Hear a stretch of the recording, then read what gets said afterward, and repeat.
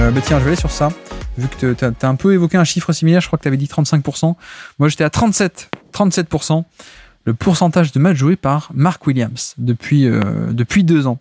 Et même si là encore, je mets un peu la nuance de sans doute que le tanking n'a pas aidé sur des fins de saison à dire non, ne reviens pas, alors que peut-être que s'il avait joué, je sais pas moi, aux Bucks ou aux Celtics, il serait revenu quoi. Mais c'est vrai que ça fait très peu de matchs pour Mark Williams de jouer en carrière pour l'instant après 2 ans, draft 2022 si je dis pas de bêtises, puisque il joue avec Paolo Banchero à la fac, donc ouais, ça fait effectivement, et ça fait très peu. Et surtout, je voulais aussi te poser la question par rapport au duel, qui n'est peut-être pas un duel pour tout le monde avec Nick Richards, qui lui est plus souvent présent mais peut-être un peu moins talentueux. Qu'est-ce que tu penses de Mark Williams et même de l'état un peu du poste de pivot pour l'instant, pour cette saison et pour l'an prochain à Charlotte? Alors Mark Williams, j'étais assez positif, même plutôt positif après sa saison de rookie. Alors c'est vrai qu'en début de saison il n'avait pas beaucoup joué, alors c'était surtout parce qu'il n'avait pas la confiance de Steve Clifford lorsqu'il est arrivé lors de son année rookie. C'était pas forcément pour des raisons de blessure, contrairement à cette année.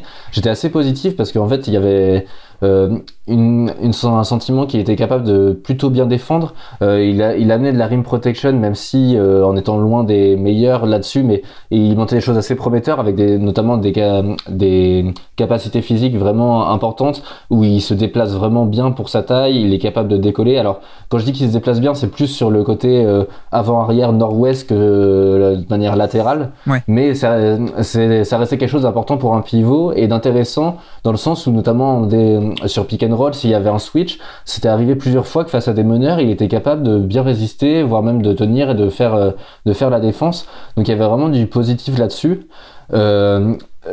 Après sa deuxième saison, je suis un peu moins optimiste. Bon, déjà que en raison de sa blessure là, qui a mis fin prématurément à sa saison, c'est une blessure au dos. Ça, on parlait des blessures récurrentes. Le dos, souvent, ça peut être récurrent. Alors ça peut se corriger avec la musculation, notamment en renforçant le dos. Ça pourra peut-être se corriger, mais je trouve ça inquiétant. Et en plus, c'est un peu quelque chose qui va avec quand même un de ses défauts en tant que protecteur d'arceau, c'est qu'il ne repousse pas vraiment l'attaquant lorsqu'il y a contact. Il n'est pas non plus si solide en termes de dureté physique, et donc c'est quelque chose qui manque. Et ça se voit aussi également lorsque l'attaquant adverse le poste. J'ai souvenir d'un match de début de saison contre Houston où même Sengun plusieurs fois a vraiment enfoncé Mark Williams, était capable en plus de sa technique au poste. Et en fait le manque de dureté de Williams se faisait sentir là-dessus. Et c'est vrai que là la trade deadline, il était sorti dans les médias que Mark Williams faisait partie des intransférables.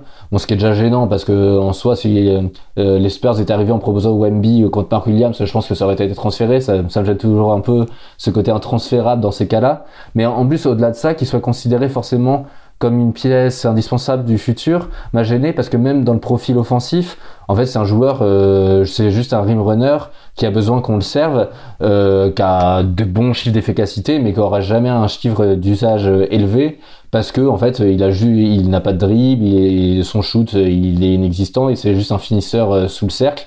Il y a un peu de passing, mais c'est plus des flashs que quelque chose de consistant, de passing justement après avoir reçu le ballon, de faire vivre le ballon pour le décalage. Mais bon, pour l'instant, il n'y a rien qui permette d'être certain que ce sera quelque chose de viable dans le futur. Et en plus, c'est du passing de complément, c'est pas du passing de pure création, c'est lui qui va créer pour les autres.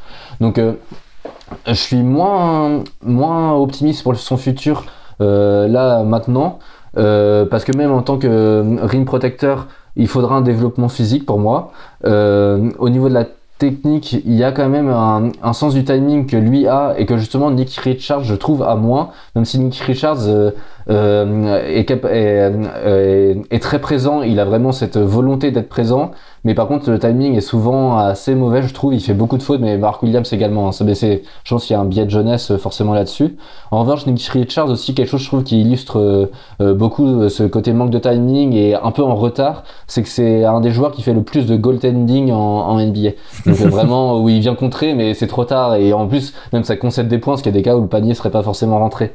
Et du coup, dans la protection d'arceau, c'est vrai que j'imagine plus Mark Williams comme futur protecteur d'arceau. Et en plus, j'aurais tendance à dire aussi plus défenseur polyvalent dans les schémas utilisés pour défendre, notamment sur pick and roll.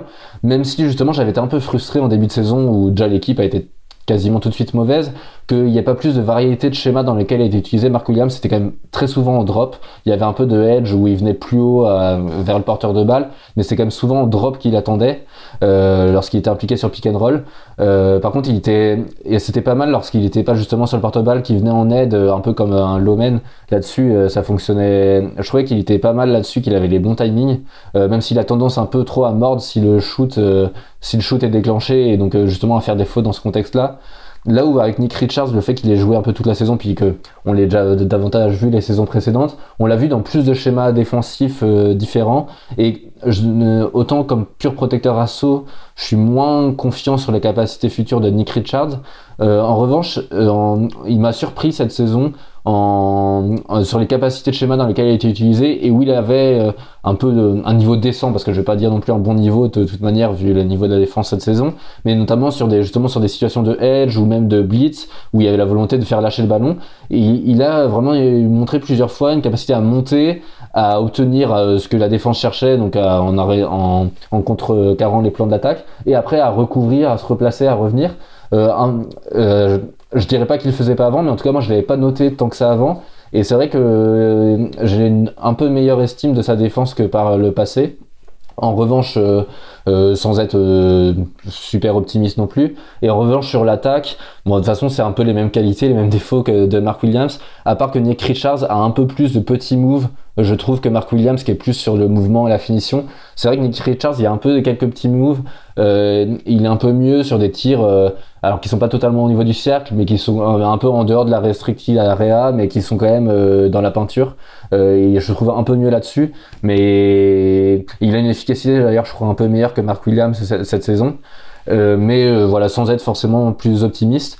Et autant l'été dernier j'aurais dit Mark Williams dans leur duel, mais du fait déjà de avoir un peu plus de recul sur Mark Williams, et peut-être un peu moins le côté nouveauté, je suis un peu moins haut que l'été dernier sur Mark Williams. Et concernant Nick Richards, c'est un peu mieux, mais au final j'ai tendance à me dire que peut-être qu'il est le pivot du futur de la franchise, n'est ni l'un ni l'autre en fait. C'est ça la conclusion un peu déprimante. Oui, c'est ça. Non, mais c'est ça. Effectivement, on a aussi un côté où Mark Williams a été drafté bien plus tôt que finalement Richards, qui est un deuxième tour. Voilà, donc on n'est pas sur le même niveau de talent a priori, mais je trouve qu'en un sens, Richards est un peu plus la version classique du rim runner, pardon, catch and finish, et un peu même en défense. Là où Mark Williams, c'est un peu moins de pop vertical, un peu moins de fluidité, agilité, je trouve. Mais je trouve aussi un peu plus de technique, un peu plus de toucher de balle aussi parfois, tu vois, sur certains. J'ai le souvenir qu'à Duke, il n'était pas obligé d'être complètement au alley-oop, il pouvait faire un petit flotteur à droite à gauche, ou même un peu de passing, quoi. J'ai l'impression que le Mark Williams c'est peut-être un peu moins explosif, un peu moins ce moule classique du mec qui est rim runner plus défense en drop, long bras, etc. Il a un peu plus, là où Nick Richards c'est le moule plus classique, lui, pour le coup. Après, le problème, c'est que, comme tu dis, c'est pas parce qu'il a ce moule classique que c'est Nick Claxton, quoi. Il y a tout un niveau de à quel point est-ce qu'il comprend le jeu, à quel point il est indiscipliné ou pas. Et effectivement, avec Richards, on n'est pas là-dessus, mais j'avoue que moi, j'étais peut-être un peu plus bas que la moyenne sur Williams au moment de la draft, Mark Williams, et peut-être un peu plus haut aussi que la moyenne au niveau de Nick Richards. Bon, peut-être, je vais pas retomber sur ta conclusion un peu déprimante de c'est peut-être aucun des deux, mais c'est vrai que d'un point de vue réalistiquement, c'est peut-être ça. Mais j'aime bien les deux. Moi, j'aime bien les deux. Je trouve qu'on n'a aucun qui va être un protecteur d'élite, évidemment, mais j'aime bien un peu les flashs des deux, sur le profil des deux. Après, faut voir aussi, parce que tu vois, Nick Richards est aussi plus long, plus explosif de base. Bon, on a aussi, comme dit, une saison où il n'y a pas eu de génial playmaker à côté, quoi. C'était du Terry Rozier pendant la première partie de l'année, et puis pas grand-chose ensuite sur la deuxième. Donc, à voir aussi, peut-être, tu vois, sur le développement, ils sont pas non plus si vieux que ça. Et à voir aussi, offensivement, à côté d'un vrai playmaker avec Lamelo Ball qui va revenir.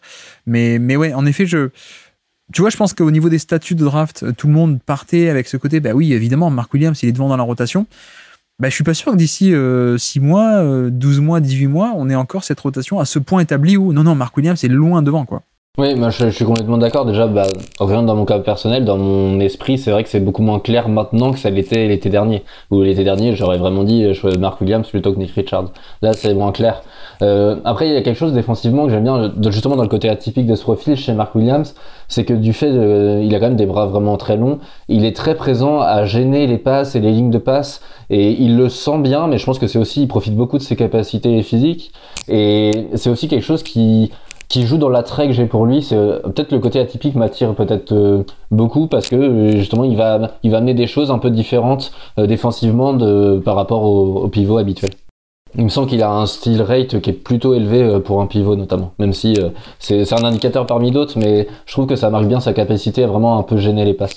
Oui, Williams c'est un meilleur steal rate que Nick Richards.